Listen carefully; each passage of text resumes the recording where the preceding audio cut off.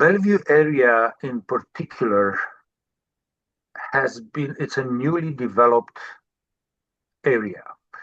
I would say it grew quite a bit in the last 20 to 25 years. So a lot of the assisted livings are new or newer.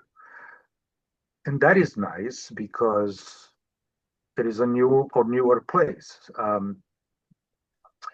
And there are some really good companies that own and provide services within the greater Seattle area, including Bellevue. And um, there are some really good options. But then again, there is no one size fits all.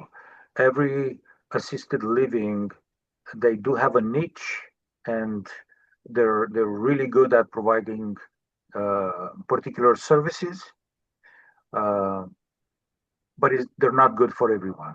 So it is very important to save all the time and effort in narrowing down to two or three options that would be a good match, and then choose ultimately the one that would be the best option.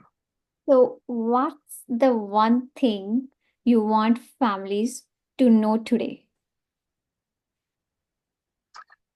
There is help out there.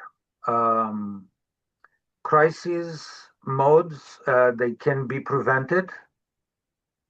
Um Accidents like falls and that would turn into hip fractures or hospital stays or rehabilitation centers can be prevented or can be minimized.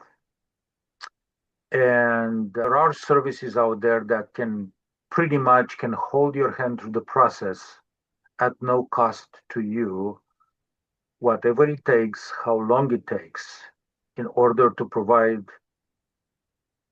your loved one and your family a smooth transition for an elderly in need of care from their home into the right setting. Thank you so much.